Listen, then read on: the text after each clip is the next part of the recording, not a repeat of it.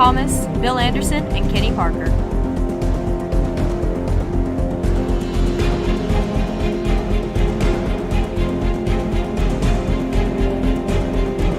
Brought to you by First Bank of Shelbyville.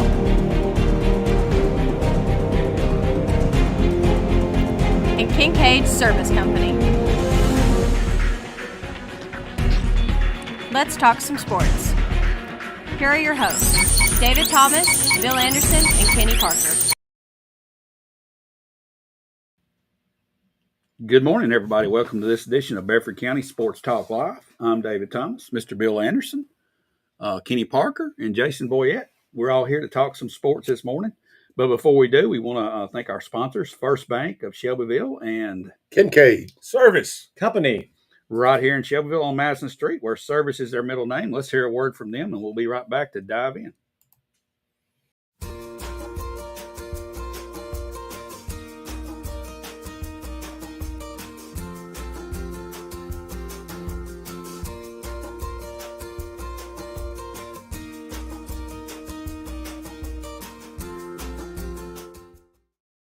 Kincaid Service Company is a locally owned family business that has proudly served the Middle Tennessee area since 1934.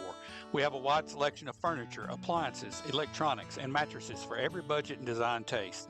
We carry the brands that you know and trust, so you're sure to find exactly what you're looking for.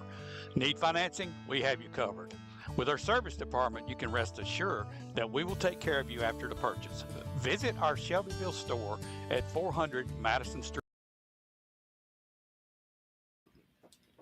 All righty, welcome back in here for Bedford County Sports Talk Live, and we've got some scores of interest from our Bedford County schools. And Bill, you got a long list there to go. Well, let's start Tuesday night. Shelbyville went to Columbia. The girls win 70-63. The Shelbyville boys beat the Columbia boys 64-56. And in the girls' game, the girl had a thousand had a 1,000-point score. What was her name? Linnea Young. 1,000 points. 1,000 points. Congratulations, Linnea. Yes. And she is a senior, isn't that right? She is a senior. Yeah. Good. Congratulations. And I was holding up a sign for her. All right. All right. Have we ever seen Columbia, just real quick, have we ever seen Columbia basketball this down ever? I can't remember it. No. I can't either. And boys and girls. I mean, the girls have been down before. And I was talking to somebody about that at a game the other night when I was at Sheffield watching the Spring Hill game. And Spring Hill and Columbia both therein. Yeah. And the reason is this new school that they've opened up. They said it is Battle Creek. It's like a college. It is, and they said they're pulling their athletes. That's what I've heard too. However, Battle Creek's record in girls, they've won one game. Yeah. But they're bringing them in. They're probably playing freshmen. Have y'all been to that school before? No, but I went over to the scrimmage that we had with somebody preseason. Yeah. I can't remember who it was now, but we went to artificial turf. Mm-hmm. I mean, they're not even playing football yet, and they've got artificial turf over there, and it's nice, but it's not going to be a huge school. Mm-hmm. It's what it's going to be like a 3 or 4A. It's not 5 or 6. It's going to start off as a 3A. Start off that way because they're going to be freshmen, sophomores, Yeah. and then they'll add juniors, and then they'll add sort of like Nolensville. When Nolensville first started their school, they were in the district with Cascade Community. Right. Before you move on with score, Scott Spray is watching. He says, Scott. All right. I Hey, am Scott. listening. I have been sick. So get well, Scott's Scott. a super fan. Yep. Super fan. All right. Last night, Coffee County girls 83. They're undefeated. Shovel girls 30. And boy, the boys had a tough loss last night. 44-43. Had a chance to win it at the end of the game, possibly. It didn't happen, but tough loss for the boys. Yeah. Coach had a good play drawn up. Just did. Had a good play drawn up. It just didn't work out. But 44-43, Shovel boys lose. The boys are now 10-13. The girls are 11-8. Cascade earlier in the week, the Cascade girls lost to Fayetteville 57-54. Cascade boys keep rolling 76-46. And then last night, Cascade girls with a good win over Grundy County 55-29. Cascade boys keep rolling 65-49. Good win over Grundy County. Yes, and Monday night, Cascade went to Grundy County for a makeup game, and both boys and girls were defeated at Grundy County. So in a matter of Monday to Friday, they split. Home teams won both games. how good is the boy on Grundy County? I hear a lot. He's for real. He's the real. He's for real. He's the real deal. He can go inside. He can go outside. I heard he's really good. He's for real. He's over 2,000 something points, and he's the real deal. He's probably going to be arguably the 3-time MVP of the district. Now, where's he going? Is he I signed? have no idea, but he's the real deal. He's about 6'5", 6'4". Yeah, I've heard he's good. Handle the ball. He's the real deal. All right, community had Huntland earlier this week. Girls lost 56-53 on Tuesday. The community boys, Coach Robbie Davis, 78-29 over Huntland. And then last night they played Richland. Richland's pretty tough. Richland girls 50, community 46. Richland boys 57, community 43. So community boys are 12-11. The girls are 9-14. Coach Davis was telling me kind of the problem. The community girls have been so good the last few years. Well, he's lost 3 or 4 girls, so now he's down to like 8 players. I think one of his better players has been hurt too. Yeah, injuries and some things have really. And he's still playing some young girls. Yeah, and he's playing young girls, but his depth's just not there. Where I think he started the year with 12, 13, 14 girls. Now he's down to maybe 8. So that hurts you. It makes a difference. All right, let's talk Webb for a minute. This was a huge win over BGA. The girls win 46-35. The boys beat BGA 54-53, and BGA had beat Providence Christian, who's the big team in that district. And then last night, I don't have a score, couldn't find it on Grace Christian at Webb, but the boys won 68-59. The boys are 16-6 and 10-1, and right now in first place in their district. Okay, let's talk about just the area right now. Our region has always, going back to the early 80s, started building with the girls' basketball program here at Sheville Central, and all areas started to get better because of Rick Insel coming in here and turning the Sheville Central program into what it was. That thread of development and that tradition still goes on. You're still seeing a lot of good teams. You look at Coffee County. You made the comment before we came on, they'll probably go to the state and win it. Right. And that's in this area. You look at Moore County, what Chad's doing down there. He's 17-3 this year. Then you look at Lincoln County. Lincoln County's got a pretty good record. I don't know about their team and who they've played, but they've got a good record. It seems like that thread of tradition is still around in this area. In what girls basketball. Yeah, girls basketball. Right, in girls basketball. And they're playing good ball. They're playing good girls basketball. And I think a lot of that's goes back to Coach Insel also with the AAU program and playing good competitive ball. And people may forget, Doug Dodge had a lot of success, made the Final Four of the state, and then Kevin Thomas had that great run all the way to the finals, went to the tournament a few times. So the boys have had success. We just hadn't had it in a long time. And I think Coach Insel going to MTSU has kind of kept girls basketball important here too. Yeah, just Tennessee in general has uplifted with Pat Summitt in her era. And then Rick in the high school thing. It just kind of fits together to where there's a tradition here, and I think that there's an expectation that comes with that. Yeah. And I think even when the girls come into the program, they've heard all the stories, they've heard the stuff, and there's something special about that makes it. Think about it this way too. Probably getting some next generation kids moving in too. Yep. I mean, developing, playing. But if you told me the boys into this district that Warren County would be, I would have never seen Warren County be in the class of the district the way they are. Yeah. In Columbia being so down. I mean, at the very bottom. I mean, I just wouldn't have never imagined that. It has. So how does this area cultivate and develop boys basketball better? If I knew that. Well, I'm going to talk about the multi-sport thing again for a second. I think it hurts in some aspects to where we've got kids just playing baseball, not playing the other sports, especially we'll move off Central and go to a Cascade or a community where you really have a limited amount of athletes. I just don't think it's I think the boys have a different mentality than the girls, and it's just not that important to the guys. They had rather go do this or that, and it's not that important to build their craft. I want to give Coach Lawson at Cascade a shout out though. Let's just say this for a minute. Every year, doesn't matter how many kids he loses, he comes back and has a winning season or better every year. Right. He does a wonderful job. So Robbie Davis has made nice runs at the state and made nice runs. So what's in play? What's in play there? What are they doing? You look, and if you just look and say, well, I mean, do they have outstanding talent? Not necessarily outstanding talent, but they have a work. ethic, maybe. Well, Coach Larson and Coach Davis do a really good job, and they've been here a while to cultivate. There, it's not been they make turmoil. they make their teams competitive, and it's like we said, a lot of teams a lot of them go into a game hoping to win. Yeah, hoping to win. I want to play well to win. They go in expecting to win. Right. Expecting to, and then when you get in a close ball game and something may go against you, well, they know how to bounce back because they've done it in the past. Or the other team, oh, here we go again. We fixing to lose to Community. We fixing to lose to Cascade because that's just the way it goes.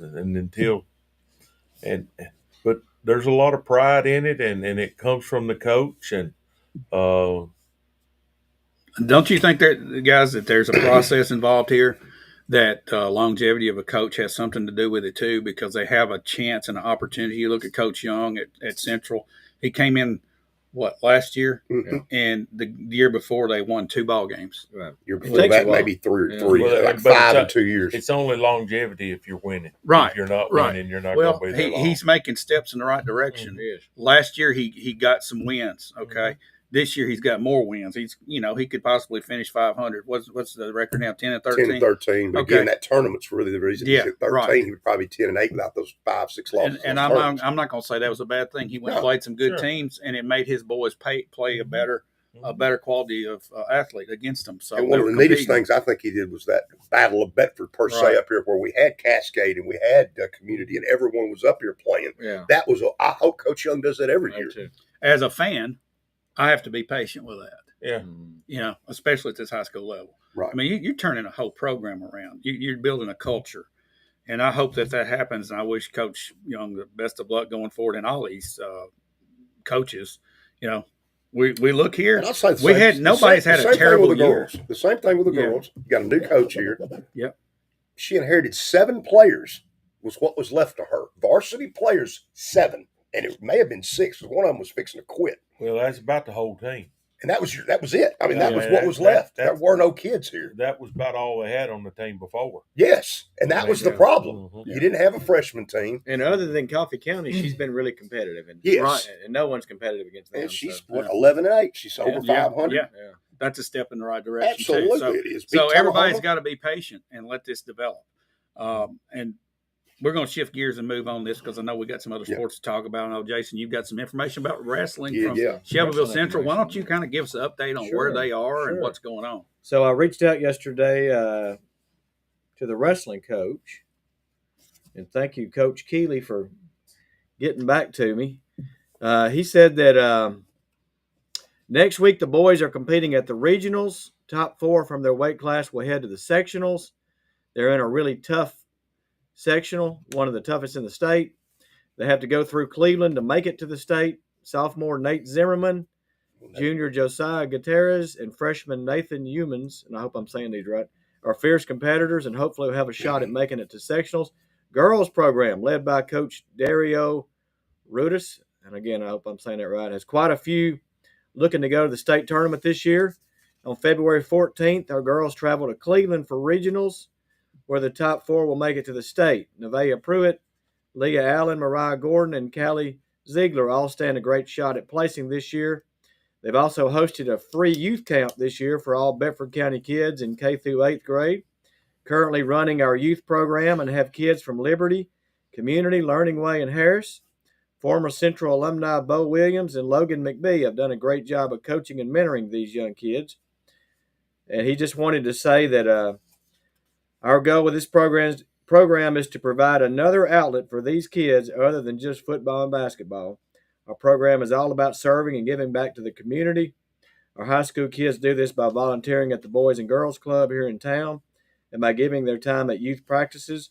Wrestling is one of the most physically, mentally, and emotionally challenging sports there is, but it's also very rewarding. So, Coach, I appreciate you getting back to me. It was quick, too. I messaged him yesterday, and by the afternoon, he had that written up. So. Yeah, that communication is good. And that's good to hear. And that's one thing I want to say also. If you're a coach out there and you want to get your program some exposure, please contact us. You can send us an email or just on Messenger on Facebook. Let us know what's going on, and we'll get you on here because that's the whole point of this show is to recognize all these kids here in Bedford County that are participating in sports. Cascade's doing the same thing somewhere else. I'm not sure where there is, but it's regions, and then if you go, it's just like all sports now.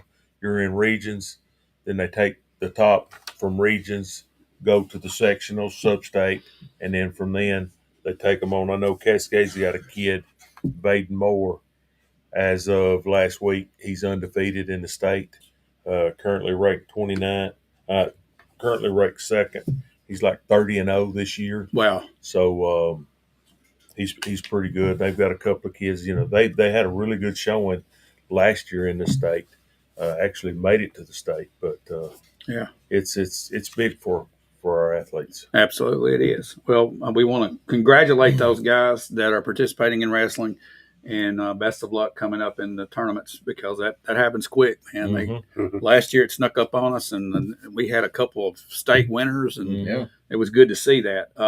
Coach Davis, I know you guys don't talk NBA, but Keon Johnson is now starting at Brooklyn and has been leading scorer the last several games. I've been watching that. And also, breaking news that Kyle will not play today versus Florida. We're going to talk some college ball here in just a minute. And the line just went from Tennessee to negative 3.5 to Florida to negative 2.5. So Florida's giving points now. It's a 5-point swing. So there we go. We're going to talk about Tennessee basketball when we come back. And do we have anything else, that you want to talk? Anything else county sports wise? If not, we're going to take a break, and we're going to hear from Kincaid Service Company and First Bank, and we'll be right back, and we'll dive into some college basketball, and then a little bit later we're going to talk about some pro football. We'll be right back.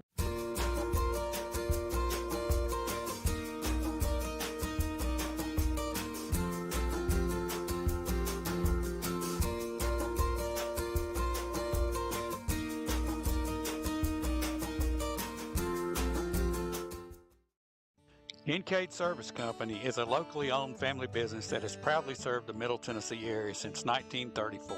We have a wide selection of furniture, appliances, electronics, and mattresses for every budget and design taste. We carry the brands that you know and trust, so you're sure to find exactly what you're looking for. Need financing? We have you covered. With our service department, you can rest assured that we will take care of you after the purchase. Visit our Shelbyville store at 400 Madison Street. And hopes he does. All righty. Welcome back in here. We are now going to talk a little college basketball, since Coach Davis gave us a little segue there to run into it. What about the Tennessee-Florida game, guys? What do you think? That's a 5-point swing on the line. Favoring Florida now. I'm going to tell you, I hadn't watched enough basketball to even make comment. I did watch some of the Tennessee game when they played Vanderbilt, and I watched some Tennessee game. Who did they play the other day, and they won? Did they beat Kentucky? No, they lost Kentucky too. Yeah, okay. We're going through a tough stretch right now. Well, Bill, you and I were talking the other day about the 3-point shooting. Yeah. The percentages have gone down. Yeah, they're not scoring like they were. No, they can't. They can't hit. You lose to Kentucky 78-73, and you attempt 45 3-pointers. That's not a Rick Barnes thing. No, he made 11 of them. No, Ziegler was 1 of 12. Now, what Kentucky figured out was this: I'm going to leave you wide open, and you can shoot all the threes you want. Until you hit them. Until you hit them, I'm not even going to. I'm just going to sag back. Sometimes that's the best defense there is. Just take it. You can't hit it. And it's a mind game. I mean, you stand there wide open, the pressure's on even more. That's trickled all the way down to high school, though. Yeah. And them guys think they can hit them. Because here's the worst thing in the world. One of them hits their first one. Yeah. And, buddy, they're going to throw bricks the rest of the day. I heard Rick Barnes say this last year. He said sometimes these shooters, they get in a cold streak and they got to shoot their way out of it. They can shoot your way out of a game too. Yeah, you can shoot your way you out missed there. three. You missed three three-pointers. Yeah, you missed three three-pointers in a row. When Tennessee's at its best, Ziegler's dribble penetrate. He's dealing. He's driving to the rack. He's one of the few kids that can do it. Yes. So what teams have figured out is don't let him do that. Make you sit out there and shoot, and that's what they've done. Hey, let me. For some reason, we just don't have any shooters other than Lanier, who is streaky. Yeah, I just zone Tennessee. I would put the Robbie Davis zone on them and just let you shoot because the shooting's not there. Right. All right. So Rick Barnes. Do that to Alabama and see what you get. Alabama will run you out of the gym on. They'll score 120 points if you zone them. Yeah. Now you look at Tennessee for the last 3 years. the first 10 games of the year, ESPN is saying this is the best basketball team in the country. This year, last year, the year before, every year.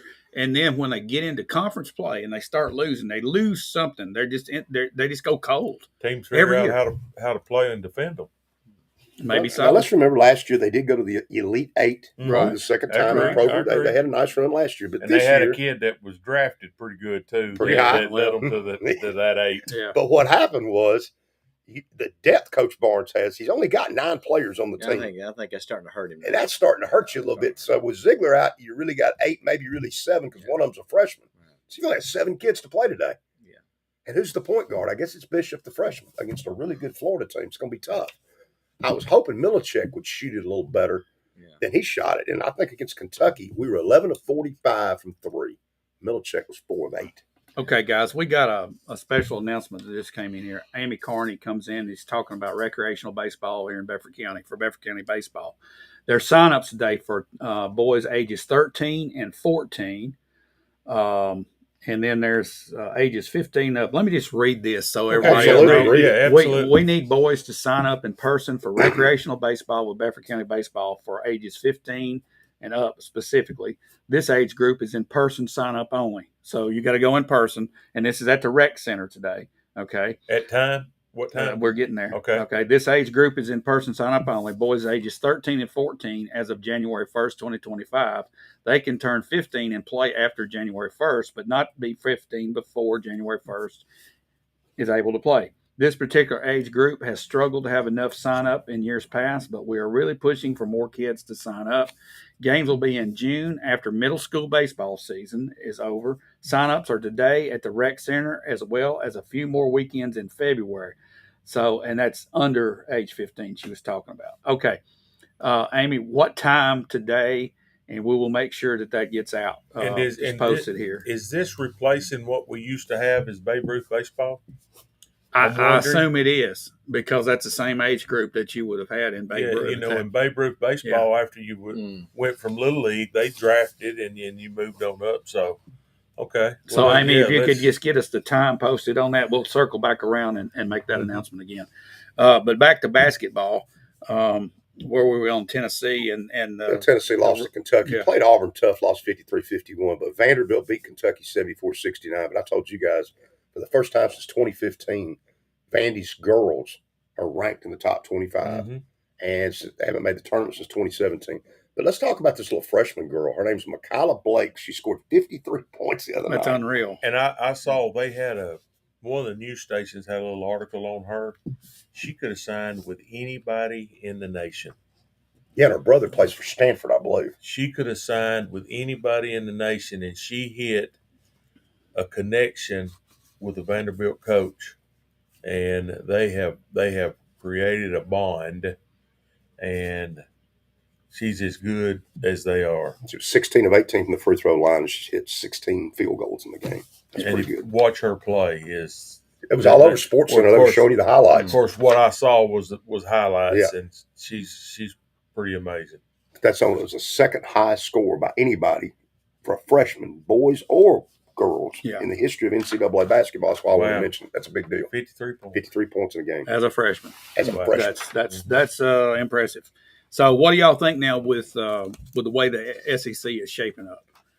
I don't think there's any way to do it, because there's about 5 teams that could win any night. And like I was telling you guys during the break, and I heard on the radio that somebody's predicting that all 16 teams in the SEC will make it into the NCAA tournament. I do think it's 10 or 12. Not 16, but I do think 10 or 12. With about 5 or 6 of them with a legitimate shot. Okay, let's look at those 5 or 6. You got Auburn, you got Alabama, you got Kentucky, and Vanderbilt. Throw Vanderbilt in there, man. Florida was one of them. Florida's above Kentucky. Florida's tough. Yeah, they are. And then Ole Miss is tough. And then Ole Miss was the next. Those were the 5. Those were the 5 that were mentioned. I don't think Kentucky's there yet. Tennessee, Kentucky, by the way, had 3 starters out at Knoxville and won the game with 3 starters out. Loss. That was disappointing. That one bothered me. Yeah, that one did too. It bothered you lose to Florida, that doesn't bother me as bad. You don't have Ziegler. That Kentucky loss, it bothered me. Okay, so this, we kind of knew that Ziegler got hurt a little bit. So how bad is this injury that's. I was afraid initially he had tore his. I was afraid it was an ACL tear initially. What game did this happen in, or was it in a practice? This was against Kentucky. Yeah, against Kentucky. He came back the second half and played. Yeah. And he looked fine when he came back. He did. But obviously that knee's getting sore on him. But there's also, I wonder, been a virus going around that Gainey had in the Kentucky game, and I don't know if we know. I'm hoping that's what it is. Maybe it's the virus that's been going through the team. It's a flu bug. Yeah. Okay. And when you only have 9 players, you can't get the flu bug. Well, if you've got a flu going through, you're better off getting him out of there and not exposing the other kids to it. I don't know if it's the knee or the flu. It could be one of the two. Okay, we've got the times on the baseball sign-ups today for the 13 and 14-year-olds, 9:30 to 12 today at the rec center, and it costs $70 to sign up. Be sure to bring birth certificates, and please get out there and sign up. We need kids playing baseball. All right. That's right. Thank you, Amy. Absolutely. Mention MTSU just real quick. The MTSU girls had a tough loss to Western Kentucky, 63-58. But since then, they've won 3 in a row. They've got it rolling again. He's 15-6, 7-1. The MTSU boys beat Western Kentucky, but then they've lost a couple in a row. So they're not playing quite as well as they were, but they're 14-7. So I think MTSU and boys and girls has a real shot to win that conference. I do too. Okay, let's just take back up and let's look at Tennessee. They're in a cold streak right now. Do you guys see them pulling out of this and changing the way things have worked out the last couple of years and they come into the tournament stronger? Or do you think they just continue their normal end-of-the-year fade? Here's the thing with me. It's probably SEC all the way out. Well, yeah. And SEC is pretty good. So they're not going to have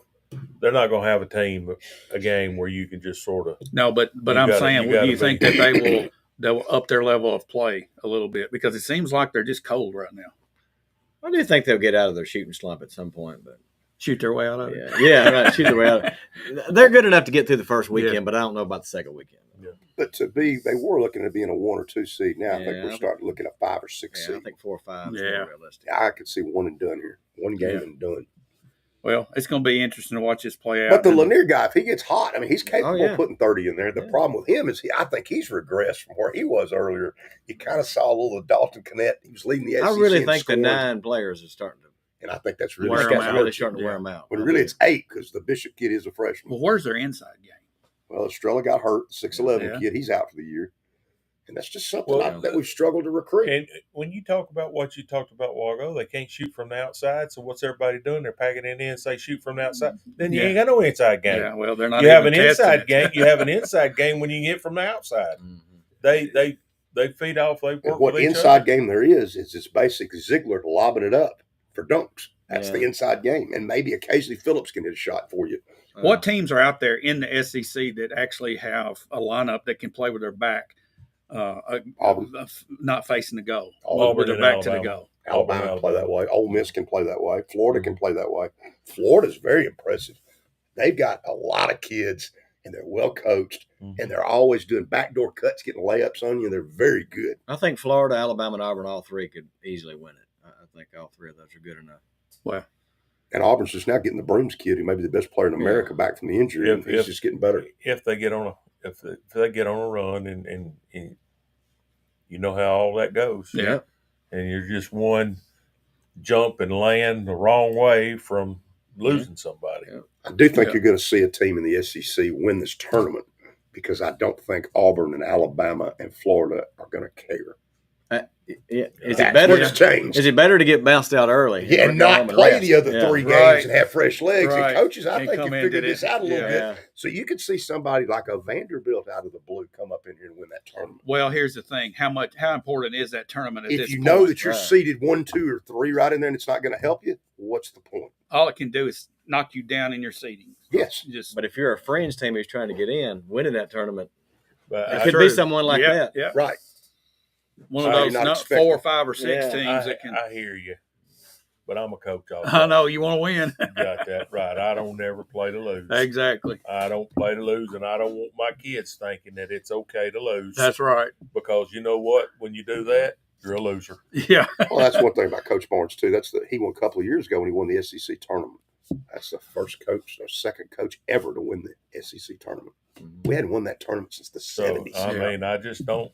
That's not in my genetics. It sounds good, but you're overthinking a little bit there when you start doing that. Mm-hmm. All right, guys, let's take a break, and we're going to come back and talk some NFL football, which there's a lot to talk about, as always. But we're going to take a break from our sponsor before we do. I want to talk about First Bank for a second. I was just looking. First Bank is in an ideal location to get in and out. There's not a lot of traffic on Madison Street, and they have a back entrance. Mm-hmm. And if you're a customer there, you've experienced this, and they're looking for customers. Mm-hmm. Guys, they want your business. They provide a good service there. Great local folks in the office. Go check them out at First Bank. And also Kincaid Service Company together. Service is their middle name. And guys, there ain't no better company around selling that type of product with that type of service. Nowhere around. Nope. Been in business for 100 and something years, man. Mm-hmm. It's unreal. But we want to thank both of those for allowing us to sit here and talk about these kids and get their information out and hopefully support them. And welcome more sponsors. That's right. Always. Let's hear from our sponsors. We'll be right back talking NFL.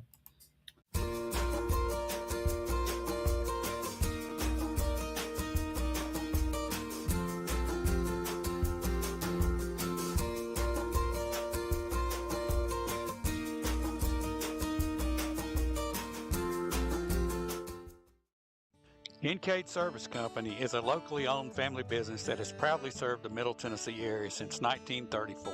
We have a wide selection of furniture, appliances, electronics, and mattresses for every budget and design taste. We carry the brands that you know and trust, so you're sure to find exactly what you're looking for. Need financing? We have you covered. With our service department, you can rest assured that we will take care of you after the purchase. Visit our Shelbyville store at 400 Madison Street. All righty, welcome back into Bedford County Sports Talk Live. Now we're going to shift to NFL, guys. I predicted the Washington Redskins were going to win it all, and boy, was I, Command Skins. I'm still going to say Redskins. I'm a Redskin dude also. But, you know, they had a good year. That's all I'll say. The Redskins is the only ones that ever played in the Super Bowl. So these that's true. Commanders, they look up to the Redskins. Yeah, that's roster caught up to them though. Philadelphia's roster. And if we go back, we should have saw it coming. Yeah. I told you. I did see it coming. You saw it, but Jason did because go back to when Hurts got hurt, they were dominating the Command Skins, and that's exactly what they did physically. I said physical. Let me tell you something, physical. Man. I tell you what, Philadelphia's defense is just hard to move the ball. It wouldn't surprise me to see the green roll again. I know, and I'm not even going to predict this one. But, guys, coming up, it's a matchup that we might have thought was going to happen. Bill, you said it was going to happen. I think you did too. So, I'm just going to ask you two, since you guys predicted it, me and Kenny's going to sit out and wait and see what y'all say. Who's going to win it? KC? Philadelphia's got the better offensive line, the better running game, the better receivers. They have a better roster. But I know what you're fixing to say. This is the way all these guys make these predictions. They come out and they blow up that team about how great they are. On defense, Philadelphia's better at probably linebacker, probably defensive line with the exception of Chris Jones. I think Kansas City's probably better in the secondary. But they don't have the two most important things. Andy Reid. Kansas City's coaching and quarterback. And I'm not going to bet against Andy Reid. I'm not betting against Kansas City either. So y'all are picking Kansas City. Kansas City because, again, I could see Hurts not having a very good game. Sirianni getting severely outcoached. What he needs to do is give the ball to Saquon Barkley, and I see him bringing in Gainwell and running him and ran his quarterback in the game against the Command Skins. Did you all realize he ran his quarterback more than Barkley? And Barkley looked great. Why would you continue to get Hurts pounded? Let me ask you this. What happened at the end of the game? Well, they won, though, just like the Rams game. That's all that mattered. And Barkley's still not hurt. And well, now he was coming out of that game doing that massage thing on his calf. I did think the coaches might have been saving him the whole game. He was showing some injuries somewhere the whole game because he had the massager on him the whole game, and the coach knew that. Well, you got a quarterback's been hurt too, and you kept running that guy. Well, the coach knows that. Hurts, they're in trouble. I'm telling you. They're going Kansas City? You going Philly? Oh, God, yes. Are you pulling for them, or are you saying they're going to win it? I'm pulling for them. They're too physical. Okay, so you think Philly's going to win it? Okay, they're too physical. All right. They play offense, and Kansas City's got going for them right now is their defense. Their defense is pretty good, and I know they got Andy Reid and Chris Jones, one of the best defensive linemen in the National Football League. But I still say Philly's going to win it. All right. I'm not even going to make a prediction, but I'm going to ask you guys this: do you think Kansas City has turned into somewhat of a villain in the public's view because of the flopping, because of the Taylor Swift saga, and all that. You know how it And was because when they get, because they're winning all the time. What was my joke? I said last week, and you said don't even go there, Kenny. What? I said going into the Buffalo game, Buffalo's already got Oh yeah, two passing, two roughing the quarterbacks. Yeah. It's no different than Tom Brady. That's what I'm fatigue. saying. You've got Patrick Mahomes fatigue. And then here's the deal with everybody's talking about the officiating. When you get into these, they're all-star crews that don't normally work together. The Allen quarterback sneak at the end that really gave the ball back to Kansas City and they went in and scored. One official comes in from one side. He's got a first down. The other official from the other side, who had his back to the ball that didn't see him, marks him short. And those two, they're not working on the same page. Where's your replay on that? Well, the replay is not going to change anything. Maybe you should have took a note and ran the tush push like the Eagles did, not ran it the way you ran it with a 6'6" quarterback. Even had they gotten that, they didn't show that they could stop Kansas City ever. Well, Kansas Did you ever feel like they could stop Kansas City didn't show they could stop him either, because if they get that first down, they go in and score. Let me say this. And then there's not going to be a whole lot of time. Go back in that game. The reason there was 3 points difference. Why coaches want to do analytics in the first half of games and go for two. He doesn't get it. Then you have to go for two again. Then you force Kansas City to go for two, and they get it. So that right there was the difference in points. Analytics has taken over common sense. Yes. Yeah, I don't like it. Here's the deal with analytics. All four teams that played last week, what do they all four do? Go for it on fourth down. Yeah.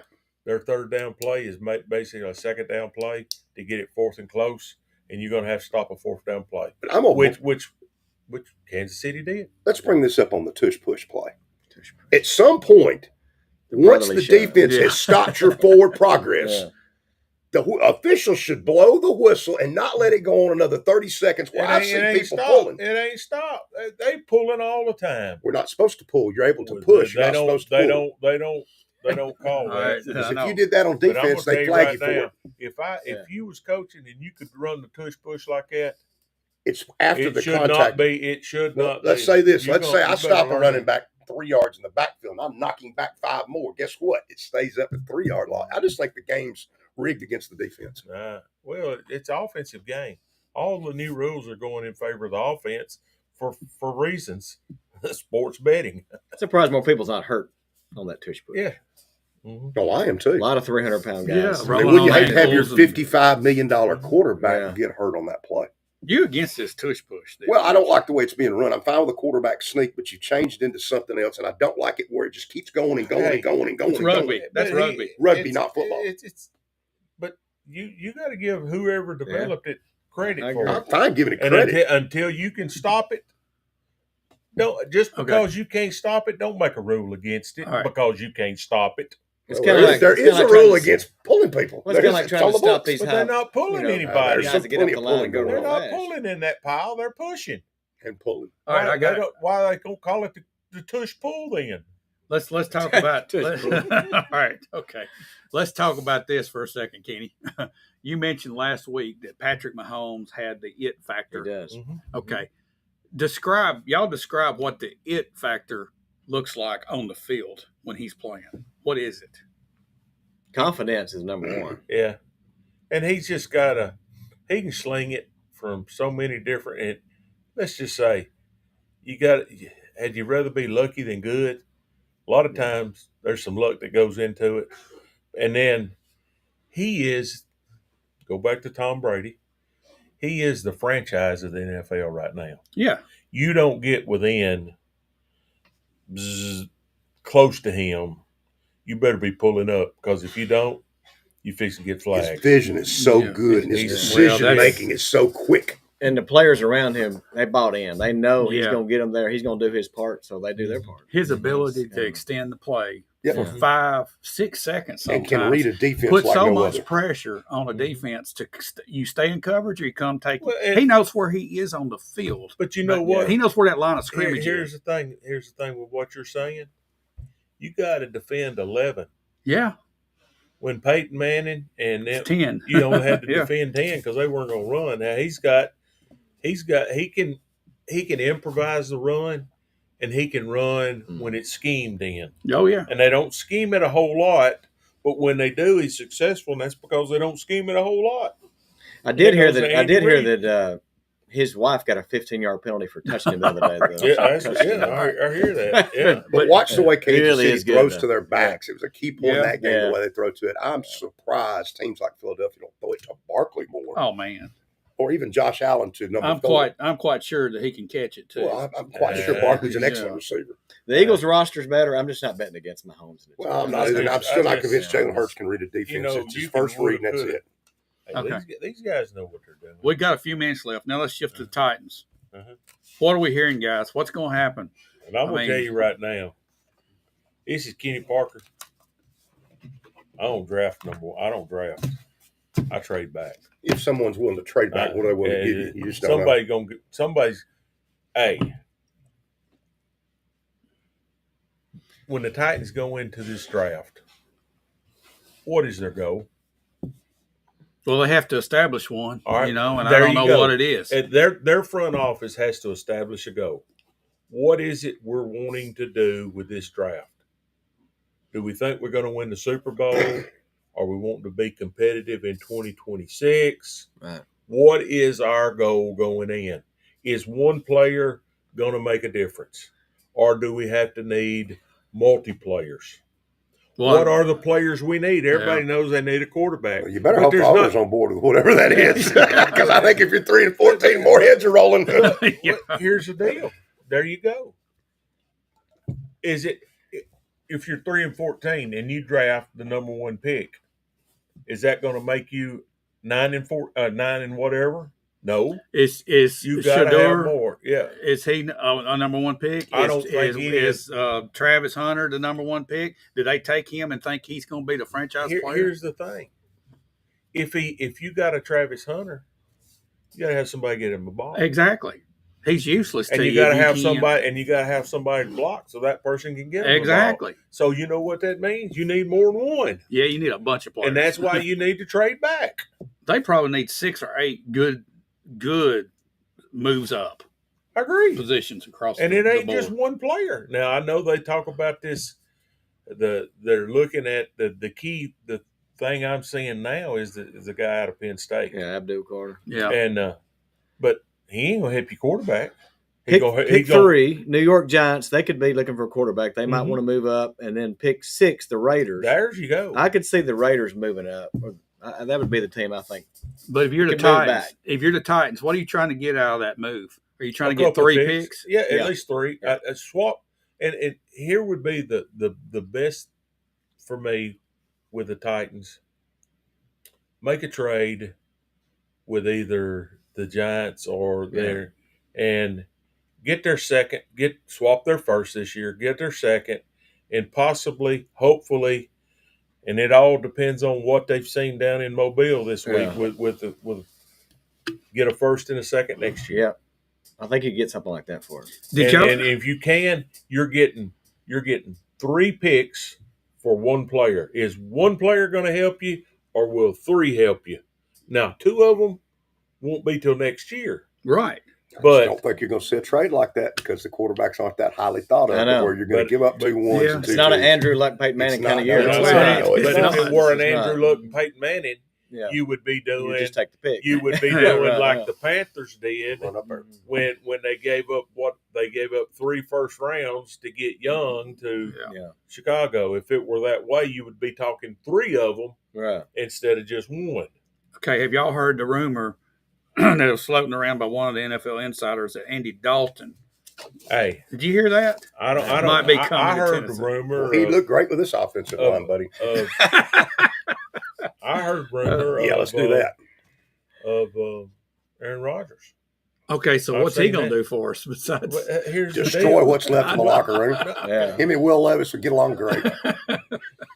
There's some mayonnaise commercials. I tell you what they ought to do. They ought to just let Bill Anderson do their draft pick this year, and then let everybody go with it. You got to have. There you go. I'll trade down with you. If I he does have a big trapper keeper full of information. But I'm just telling you, I don't think 1 player, and I think they do need a quarterback. Absolutely. But I don't think they're Absolutely. in this draft They may not or be. next year's draft and, either. And so you go out and get somebody. Right. And I think we draft this year for what's going to help us be competitive, reevaluate after this year, and then go into they got a little cap space, but they don't have a whole lot of cap space. They've got some, but they're not what I looked at. They only have like $44 million after you sign everybody. It's going to be about $55 million, maybe $65 by the time the cap goes up. And there's some players going to get cut from this team too. They're going to free up some cap space. But I see Harold Landry being cut. Here's the deal: how good's what he's got, the quarterback, whoever they got. What's he got throwing to?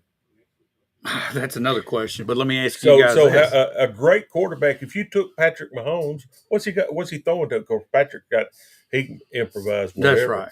But well, let's talk about this. Him. We keep saying we got to do something at quarterback. We got to do something. We also have said it's not in this draft.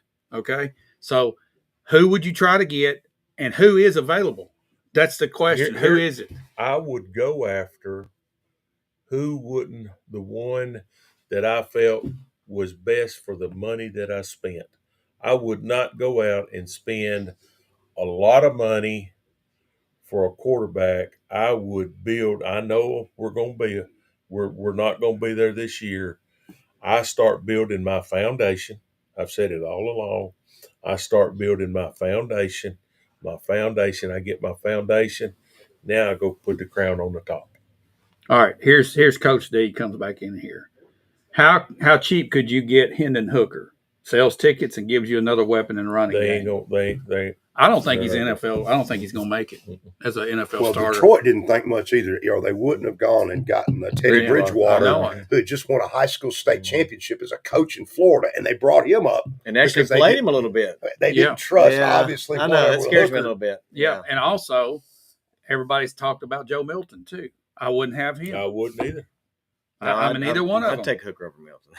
I would too. I wouldn't want either one of them. No, but so who is it out there? Is it Darnold? The problem here is you're looking for a coach next year if you don't come up with something for him. Even if we do draft a quarterback, I still say we bring somebody in. And I'm going to tell you, I don't care what happens, Bill. You're going to be wanting a different coach next year. It's not me. I'm just saying. I see. That's why I would have gone ahead now and Sam just Darnold. done it. I think Sam Darnold has a chance. I think that could be the guy. I don't disagree. I think he's somewhat available. I wouldn't kill my future. Right, I wouldn't either. Sam Darnold's going to cost too much money. You think so? That's 40. It's going to cost too much money. I think Bill's not going to like this, but Kirk Cousins, I think, could be in play. At least he would be cheaper. Yeah, because Atlanta's going to be. It's going to be a Russell Wilson deal with Kirk Cousins because Atlanta's the one that's going to be paying the man salary. Justin Fields. And that would be one I would. That would be the one I would have. Justin Fields. Heck yeah. That's the way I would approach. Now we're all talking together. That's the way I would approach this number. Now, if that's what I'm going to do, what am I wanting to do with this one? Do I want to go after the kid from Penn State, or do I want to trade back and still get the kid from Penn State? And try to get or somebody comparable to Doug until we get the offensive line fixed, till we get some receivers. Well, I'm not fixing with a first round pick. Well, let me tell you something though. There's one player on Penn State that y'all ain't mentioned. That's that tight end. Absolutely. I want that guy. Now, they say he's going to go late in the first. He may do. But he might slide. Late. He's going in the middle. I bet he goes in the top 10. Oh, man, I want him like Bowers did. We ain't got a tight end, and we ain't had one for a while. This guy's special, just like the Bowers kid from Georgia. He's elite. Yeah. And there's not many elite players in this draft. But 10 or 11 and get him. Yeah. That's what I'm saying. We need to do something like that to get us, hey, if we might not get a first and a second, but if we can get third and fourth and get 3 or 4 players. We don't have a third round pick. Look at your defense. Where was it ranked in the NFL? Look at your offense. Where was it ranked in the NFL? That tells you which way you got to lean. So which was it, Bill? Where were we? Middle of the pack on defense and toward the bottom. We were better than that till the injuries took place on us. We were up in the top 6 or 7. But I will say where Travis Hunter on a trade back might make sense for you Titans is this. You paid all the money to the Snead guy who didn't play. Right. We gave up a third-round pick for him. The guy played 2-3 games. Wham, going here and didn't practice. Then he don't play. The other corner we bring in from the Bengals played maybe 3 or 4 games. So there's a glare at corner. Yeah. Now, the good news was that kid from Louisville, the Brownlee kid, is a good kid. Will the guys that you just mentioned that played a few, will they be able to be back, or were they on 1-year contract? Oh, Snead's on a huge contract. Yeah. We're stuck with him for All right, $26 million. So if he's here's the thing. If he's well and healthy and able to play next year, you just Well, he was a shutdown cornerback. I mean, he was one of the best corners in the league. So where is that gone? His injury, he comes back, he's that again. You got one side of the field shut down. There you go. Maybe. Guys, we got to go. We're way past time. We got another show coming up. Interesting conversation. We're going to do it some more. Jason, you in? I'll try. All right. I'll do my best. All right, guys. Thanks for sitting down and chatting today like this, as always. Thanks for watching. And thank you for our sponsors. Get out and sign up for that baseball day. Yeah, baseball day. Yeah, at 9:30 to 12 at the Park Complex. And also thanks to our sponsor, First Bank and Kincaid Service Company. Have a great weekend.